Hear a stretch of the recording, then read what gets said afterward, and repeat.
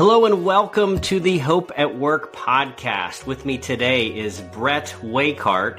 He is the CEO and co-founder of Skillfully, and I am going to let him introduce himself. Brett, maybe if you could give us a bit of an understanding of your background, maybe a little bit of your point of view and philosophy about the world of work, and then your current gig, and maybe one other interesting thing that I think will help us understand you a little bit more. Maybe who your favorite band or artist is. And Brett, I don't want a list of, I want you to pick one, okay? Wonderful. Great. There's some big topics to tackle here in just the opening intro, but I love it. Hey, Marcus, first of all, thank you so much for having me on. You and I have been talking about this for months at this point, so it's so much fun to finally be here. Hello to your audience. My name is Brett. I am the CEO, co-founder of an employment platform called Skillfully. I know we're going to get into that a little bit later. More than anything else, I am a student. I'm a reader. I'm a writer, a thinker. I'm convinced that we live in incredibly fascinating, interesting times. I'm lucky enough to run a company that's very much focused on work, on what it means to find work, to get work, to succeed in work. I think there's, in a lot of ways, no more interesting topic than exactly that, just kind of with where we are in history right now. What are some of these other, in terms of the favorite band? So wedding playlists are near and dear to me and my soon-to-be wife's heart. I'd say the favorite artist right now is Teddy Swims. We have a lot of Teddy Swims on the playlist for the wedding, and we're going to a concert of his that he's coming to the Bay Area in September later on this year. Nice. But he's the one that's getting a lot of replays around the apartment right now, for sure. Awesome. That's helpful. That tells us a lot. Thank you, Brett. Is that insightful? Do you have the whole? That changes the face of the interview at this point. Cool. It does. Right, we're going in a completely different direction now. Yeah. Okay, so I want to go ahead and start the conversation with Mark Andreessen of Andreessen Horowitz. Hopefully, I'm pronouncing his name correctly. You probably know him. I do not. But he famously said, "Software will eat the world." And I love that line. And it actually reminded me of you and something you said to me recently. You said that most societal institutions are downstream of technology. So why don't we start there by telling us a little bit more about what you meant by that when you and I were talking last? Yeah. I don't think that that's too overly ambitious of a statement, but what we believe firmly is that employment is downstream of technology. And I think this actually applies to a lot of the other kind of major institutions in that just common in life today. I think education is downstream of technology as well. I don't think that way. When you peel this onion back, I think it becomes less of a controversial statement. When we think about the world of work, when we think about employment, in terms of how we do work, that question is so informed by the tools that are available to us, by the arc of technology, by the type of technology adoption that we've seen. It's exactly the same thing as education. Like education is downstream of technology in the way that how we learn, how we communicate information, how we absorb information is very much a function of the technology that's available in a given day. When Mark was talking about that, he was basically saying that, hey, there are software tools that rule everything around us. If you're doing a job, particularly in the information economy, if you are working any kind of a white-collar job, an information-related job, you are using dozens of software tools throughout the day to do the substance of your work. I think one of the reasons why the current moment is so interesting is that those tools that we use and the tools that we will begin to use over the next couple of years are going to become more important than ever. And I think that's really going to shape the experience of what it means to be a worker in the workplace in a particular company. I think in a lot of ways, the content of jobs is far more stable than the tooling that are required to do the actual job. So yeah, I think that there's a lot of very interesting implications of that when we're in a world that AI adoption has broken every single Guinness Book of Records for how quickly this is kind of seeped into daily life. And then, just the fact that AI models exist isn't the end of the story. How those models are then creating new generations of tools. I think that's going to become one of the most important through lines for what it means to participate in the world of work. No doubt. And so you brought up AI, which is great because as technology vendors, we're required to bring up AI every 5 minutes, right? So that is part of the contract. That's right. Yes, that's right. So we've hit that mark. So that's great. So, and we'll definitely talk about AI, but before we get into that, going back to this concept of pretty much everything being downstream of tech, let me ask you this. Do you think society is ready for that individually, organizationally? Are we ready for some of those changes or do you think we're not? I'm curious to know your point of view on that. I think there's 2 points that are relevant for what you're asking. I think one, same song, different verse. Like we've been here before, dozens of times before. What we're really living through is just another platform shift, as Mark Andreessen and the rest of us out here in Silicon Valley would think of it. Going from desktop to mobile, going from on-prem to cloud. These are all just similar platform shifts that we've all lived through. And we've gone through the hype cycle for each, where at the initial early innings, folks said, oh, this will never become a thing. This will never get adopted. We're never going to be living and working off of our phone. We're never going to accept some cloud database built by a Amazon bookstore. No, we're not. And then fast forward a couple of years, and of course that's shifted how we do business.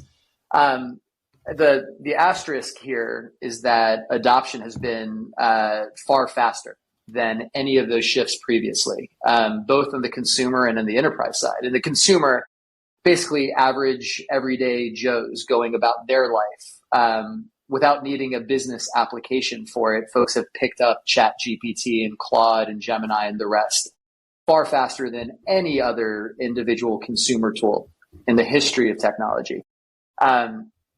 Okay, that matters. And then enterprise adoption is kind of at that breaking point as well. So these changes are going to happen faster than in those previous versions, those previous shifts. But in a lot of ways, I think we've been here before, and some of the more outlandish, some of the more extreme doomerism of the world is going to end, we're all going to lose our jobs, robots are going to turn us all into paper clips. I think that is probably safe to not put that much weight into. But sure, like with any shift, with any kind of volatility, there is always going to be things that we as workers need to adjust to. That's not different here. To say that it's the same as the past is not to say that we won't need to actively adjust to these new tools, but we've made that transition before. Good point. Good point. So one of the things I've pretty much always maintained when I've talked about technology, and I've been in the technology space, the workplace technology space for a really long time, is that the more that we embrace this new technology, the more human work will actually become, which is a little bit counterintuitive to say out loud. But what I'm thinking is we're going to have a lot less administrative minutia, fewer transactional tasks, and hopefully more meaningful work. But not everybody shares that point of view. In fact, I spend a lot of my time with chief human resource officers, and some of the more tenured ones, the ones that have been in the business for a long time, I think are somewhat struggling with the adoption of technology in their organizations. The way they look at it for many of them is they say, look, HR is meant as a discipline to be high touch, very personal. And you're asking me to embrace these new technologies where we're saying to our employees, pull out your phone and submit a ticket and chat. And they don't like that because it feels impersonal. And what I have to sometimes describe and explain is the reality is a lot of what we're asking them to do on their mobile devices, on their laptops, is administrative, transactional in nature. But actually, especially the next generation, prefer to do that there. And that frees you up as an HR professional, as an HR generalist, or HR business partner to spend your time on much more meaningful things. So instead of responding to your request for your PTO balance, they're freed up to respond to my request when I say, hey, I just lost my mother-in-law and I don't know what our bereavement policy is, and I really need to talk to somebody right now. So usually when we explain it that way, there's a bit of a better understanding. But I'm curious to hear your point of view. Do you agree with that sentiment that things will become, more meaningful? Or what's your point of view? I do. This is probably a really good opportunity. Let me just tell the audience a little bit more about what my company focuses on, what we do, and then we'll use that as a way to come back and answer the larger question that you're asking there. Yeah. So I run a company called Skillfully that it's an employment platform that is trying to change how folks find their next job and how employers find the very best talent for a given job. The way that we're changing that process is by essentially removing the need for the resume, the cover letter, the job description. All of these artifacts, all of these kind of traditional employment credentials that have been table stakes, have been assumed necessities of how we've hired for the last, not just decade, not couple decades, but literally last 500 years.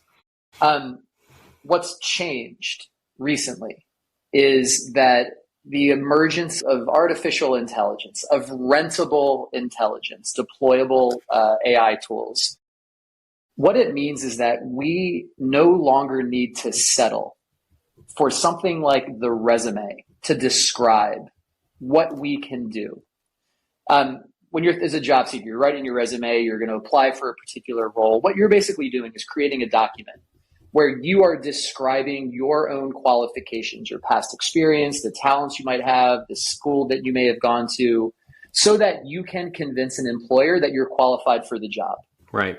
The employer on the other side of the table, they have hundreds, if not thousands of people applying for a particular job.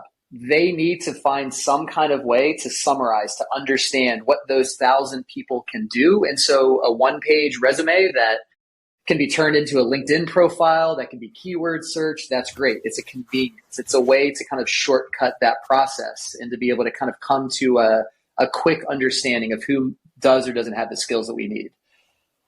This is an archaic process that is a relic of a bygone time.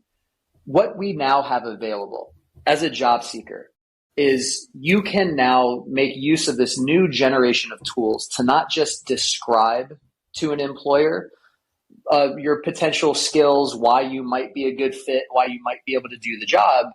We actually have the skills now through AI-powered simulations, through scenarios that are customized to how work is actually done for you to show your skills in action, your skills in a way that is relevant to the context of the employer. And for the employer, this new way of doing things is wonderful because they no longer have to rely on resumes, which might be AI written resumes or automated applications.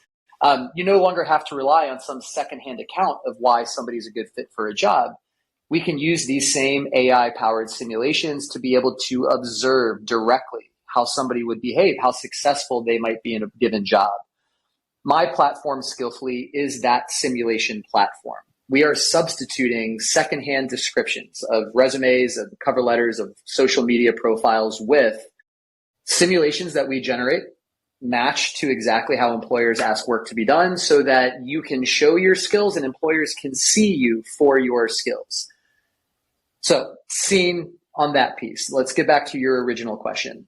You were talking about the ultimate goal of these tools is to get people out of tools, get them out of more software services so that they can spend more time interacting with real people, so we can have more of a human-centric workplace. That is absolutely the goal.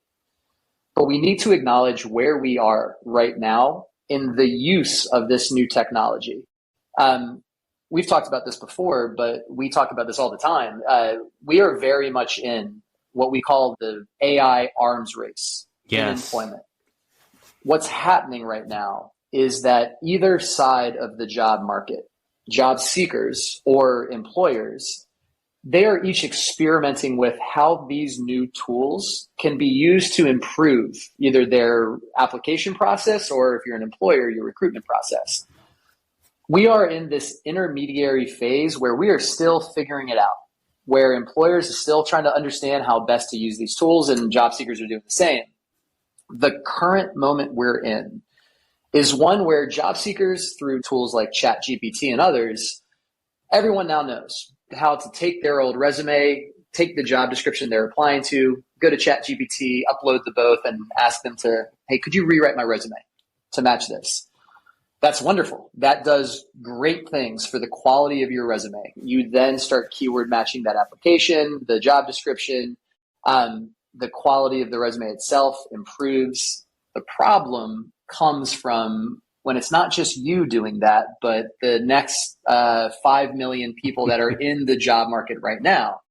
Because to the recruiter, to the employer, all of a sudden they're seeing all of this inbound application volume, and it all looks exactly the same.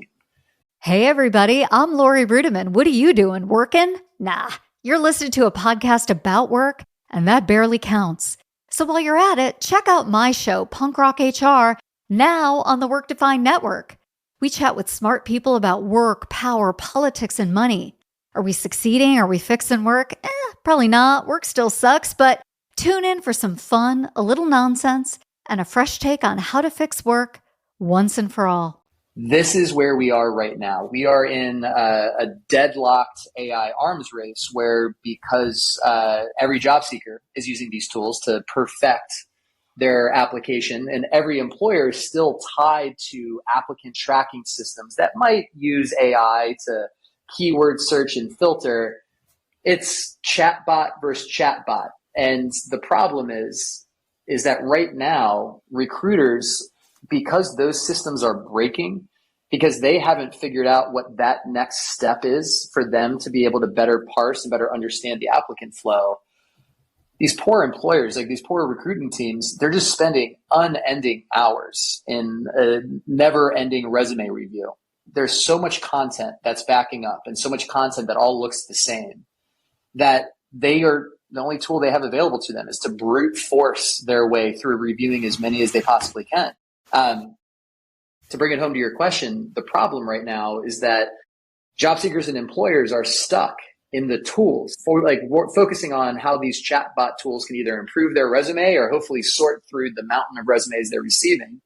The destination for this will absolutely be a more human-centric approach to hiring. The task at hand for folks like me and for employers right now is to figure out how to take that mountain of incoming interest of applicants to your company and to be able to find the folks that do have the best skills, that are the most qualified for the job, so that you can spend your hours not reviewing resumes, but building relationships with people that might end up working alongside you in the very near future.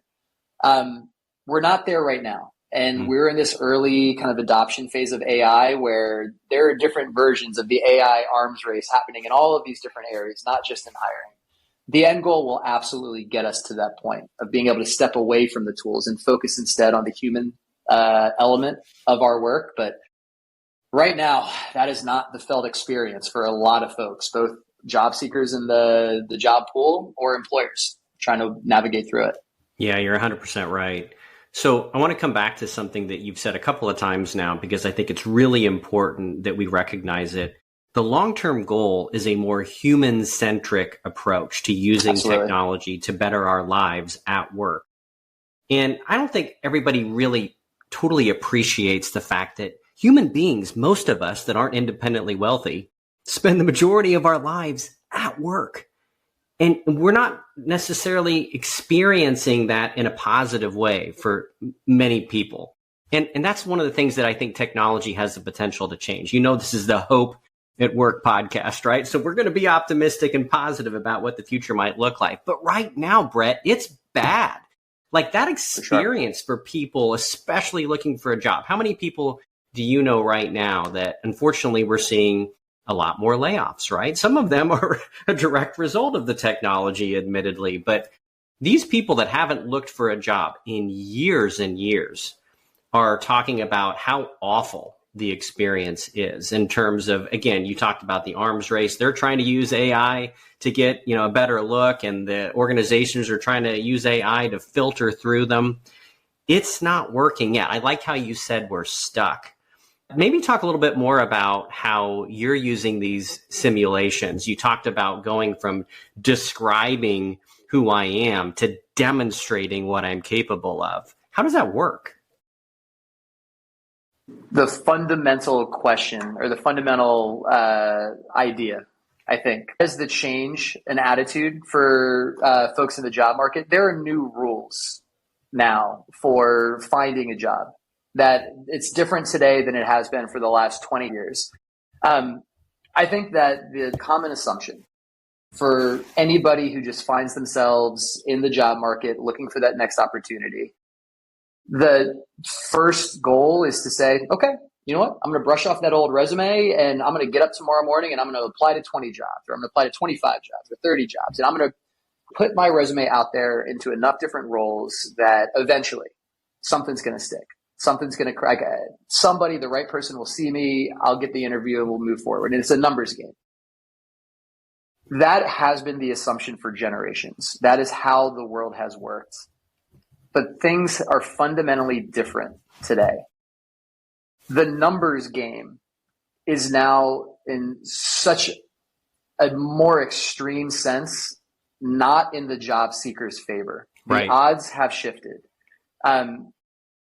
Whether or not you are tech savvy yourself, you're AI fluent, whether you are comfortable using a lot of these tools, there are enough job seekers in the labor market today who are using them.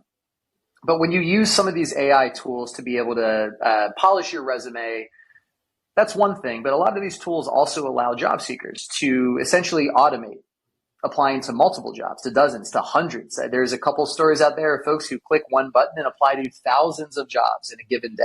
Wow. If we think about that use case, but then back out to look at the entire job market as a whole, there are enough people in the labor pool looking for jobs doing exactly that, using those tools to apply to thousands of jobs a day, that as from seen through the recruiter's lens, through the employer's lens, all they see is this massive influx of other resumes that are coming in through their front door. We hear constantly from the employers that we work with that they simply just are trying to work through the backlog, but they can't go through and review every hire view recording or every resume or every application they receive. They can only get sometimes through 10 to 20% of that inbound applications. Now, if you as the job seeker are trying to play this square and saying, no, I'm just going to play by the numbers game. I'm going to take my resume and I'm going to apply to, let's say, 10 jobs in a day. And you're going to repeat that every single day. That's hard. It's a lot of work. And also that's just a terrible experience. That's just you're constantly stepping up to bat, taking a swing, and then more often than not, just never hearing a peep back. That's hard. You are not rewarded today by playing that numbers game, because this AI arms race has just fundamentally shifted the rules of the game. This shift from moving from, I'm going to describe my skills in the best way possible, I'm going to rewrite my resume for every role, and I'm going to break through that way. That might have worked 2 or 3 years ago. It doesn't work today. If it does, it is purely by luck. It is an infinitesimal chance that if you're just throwing a resume in with everyone else, that alone is going to be enough for you to get noticed and get that job you're really hoping for. This isn't an advertisement for the Skillfully platform. There are other ways to do this as well. But from the recruiters, from the employer's perspective, their preference is to make decisions based off of someone's demonstrated skills, not their described skills. We'll take the supply side out of it. We'll take the job seeker experience out of it entirely. The employer's goal is to find the best possible talent for whatever that opening is that they're trying to fill. They want to find somebody who's going to be able to hit the ground running to do the actual work entailed.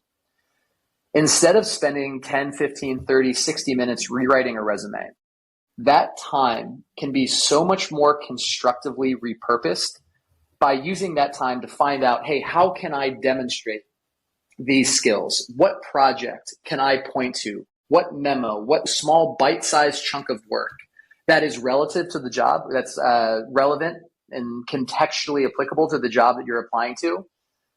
How can I get that demonstration of skill in front of the employer? You don't necessarily have to get that to the hiring director, to the head of talent acquisition, to the recruiter. The way that companies are working today, because this resume-driven hiring process has been so broken, every single employer is turning up the volume on all of the other tools that they have at their disposal. One of those is employee referrals. That is a pathway has been expanded many times over by so many different employers to say, we used to get a couple of these referrals, but now we're seeking dozens or hundreds of them. We're tapping out these networks. We want more. We're hungry for them.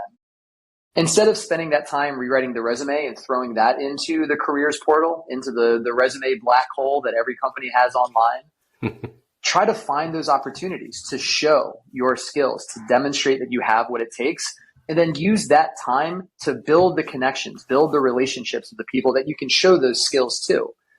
Pound for pound, minute per minute of time and effort that you put into the job hunt, that is the right way to play the numbers game as it stands today. But listen, those tactics have changed. There isn't a rule book out there that gets sent out to people weekly or monthly for them to understand this. But this is really how employers are thinking about the recruitment question today. It's so interesting. So you used really interesting terms, Brett, to describe some of the traditional ways of going about finding a job. You called them artifacts. You referred to them as archaic elements, right? And I think you're right. But at the same time, I've always been of the impression that the best way to find a job, it's all about two things. It's timing and who you know. And I never get both of those right. I usually only get one of them right. So, but I don't know if that's still true, especially with some of the new tools that you just described. But I also want to get your point of view on this, because I know that one of the things that you're trying to avoid is the good old boy network that's existed for so long. You've got the Ivy League schools that are like, oh, you're from this university, come on in, regardless of whether or not you're capable of doing that particular job. So I guess the question is, how do we incorporate the timeless and the timely? And when I say timeless, I mean relationships matter. They do. They always will. But how do we incorporate that with the timely, using tools like yours to be able to blend those capabilities? I don't know what the answer is. I don't know if there is an answer, but I'm just interested to hear, how do we do that? How do we blend those things? It's the right question at the right time. You're absolutely right. We founded Skillfully because we saw an opportunity to create a new mechanism for job seekers to access career opportunity that didn't rely on your resume, didn't rely on who you know, on what school you went to, purely relied on how well can you demonstrate the skills that employers are hiring for. Right. And there's something fundamentally human in that. I mean, we've all applied to jobs that we just knew. We knew deep down we would crush that role if we were given the chance. Yes. And if only we could show them, if only we could just reach through this careers page and shake the employer, I'm here, and say and scream at them that you can do this job. And we've all had that feeling. What we're seeing today is that the opportunities that job seekers find going through their network by showing their skills, it's not necessarily saying, hey, my dad goes to the same country club as the dad or the guy who works at this company. And so here, just a big wink and a thumbs up, and let's just sneak them through. That is completely different than the type of relationship-based conversation that we're trying to start here. I think what we're saying is that instead of having the relationship itself be enough to get some people through, to have that shared privilege, that shared network, that's enough to get the job. All we're saying is that you can network, you can use your relationships, you can find ways into a company, into that company's workforce, using the tools that are freely available today. LinkedIn is an incredible resource for this. We look at LinkedIn not as a competitor, but as a peer resource, as a wonderful complement to what we're talking about here. LinkedIn is an incredible phone book where you have the ability to look up employees at any company in the world and reach out and build a connection. That's freely accessible. Right. Once you use that to build that relationship, then what you want to lead with isn't, hey, we know the same people. Hey, we went to the same school. Hey, we kind of look alike or have the same background or the same story. No. You want to use that relationship to say, hey, I see that this role is available. I think I would be wonderful for the role. Here's the proof. Here is that demonstration of my skill, of my ability. We want to shift the conversation away from secondhand descriptions, secondhand accounts of your ability into firsthand observations of your actual work product, of what you can actually do. That might be a nuanced difference between saying, hey, your success in the job market is a function of who you know, but the substance of that conversation, the substance of that connection is entirely different. That is the step forward. And so you want to approach that exercise of building that community, building that network of folks who work at the company or the companies that you want to work at. You want to lead with, I think I could be wonderful for this job, and here's the proof. Here's the evidence. Here's a sample of that work. And that's fundamentally different than kind of network-driven hiring of the past. Okay, that's helpful. So this arms race that we're in, I recently watched a really interesting documentary on Netflix. I watch documentaries, okay? And it was about the Cold War and just the U.S. versus Russia and, the nuclear arsenals that we were building up, yet we couldn't use. And it was fascinating. This arms race that we're seeing in utilizing AI, both on the job seeker and the employer's part. How do you see that calming down over time? Is there any advice that you would give both technology companies, employers, and individuals of how do we get out of this arms race to the point where we're all doing what we want to do, which is to make it easier for people to be matched with the work that they were born to do, that they can tell you, I would be so good at that, but you have no idea where I'm at, and I have no idea to get in touch with you. Very first starting point to both job seekers and recruiters is quite literally just go out and try using these tools. Get comfortable with the most basic representations of AI tools. So something like ChatGPT, it's free. You go to the website. You can go there on your phone, download the app, and just start experimenting with it. And just get comfortable with the kind of dialogue, the kind of reasoning, the kind of experience, like what it looks and feels like to interact with these tools. We are in a journey. Or on a journey. We're at one point on the road, we're moving towards a point on the horizon. That point on the horizon is when adoption of these tools is universal, when people are much more comfortable with how to put them to use for their particular work challenges, for what the work is that they're trying to get done. What slows progress on that road is a lot of the fear, uncertainty, doubt, a lot of the kind of the attitudes that grow out of not necessarily having your hands on these tools day in and day out. When you're observing adoption of these tools from the sidelines, it's very, very hard to get a good sense of what these tools mean for you personally. So as the job seeker, if you're not using AI yet to get ready for an interview, to do research on a firm, to think about who you should talk to or what you should be talking about in those conversations, try it. It's free. It's not going to take you any time. It's wonderful for you to get used to the tool. On the employer side, this is where there's other factors that are introduced. Employers, especially the big ones, are regulated entities that have to comply with legal and regulatory restrictions. A big one is for employers right now, it's Title VII.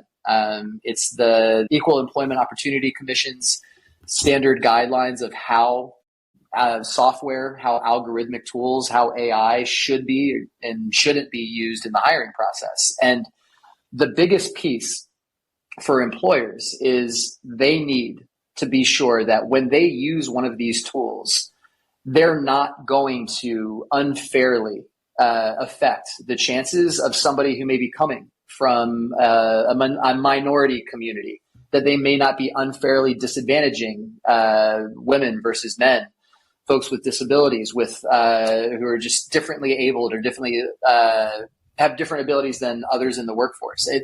Employers need to be able to satisfy those regulations. The problem is that for the last decade, we've been in an extremely aggressive regulatory environment where a lot of these employers have been told by their legal teams, hey, you know what? It's better to just not risk it. Let's wait until there's a different regime. Let's wait until the attitudes are different. And what that's meant is that employers are slowed down from experimenting with some of these tools. It's a good and worthy goal to make sure that when implementing these tools, they do not unfairly disadvantage any particular community. But there is also a tremendous amount of work that's been done by the software community, by the technology community, to make sure that that happens, that we're a public benefit corporation. The whole reason why we exist is to create a more inclusive world of work in the future. Protecting our users, protecting especially those groups that might be underrepresented in the workforce, is one of the founding principles of why we did this thing. We love those conversations when employers ask us, well, what did you as a platform do to protect these communities of job seekers, to be able to make sure that we are honoring the strictest interpretation of some of these regulations?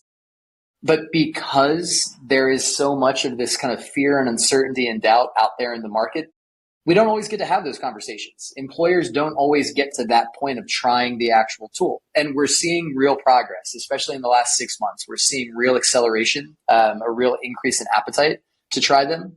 But just like on the job seeker side, if you haven't tried those tools yet, you're not going to get to that happy end state as fast as you would as if you were to try the tools out. On the employer side, it's exactly the same battle. It's exactly the same journey that we're on, where folks just need to get more experience using these tools and seeing how they can be a real benefit and how they can absolutely get you to that more human-centric version of the world of work. It's just a slog. It's just an inevitable process where folks need to go up their own learning curve with these tools. Yeah, I like that you brought it right back to the human-centric approach, though. And it's going to take time. We know that. We're running out of time on this podcast, which, you know what I think we need to do? First of all, that was a very thoughtful response. I appreciate you taking the time to think through how we need to approach this. I think we should do a series, Brett. I think you should come back on. There is so much more for us to talk about.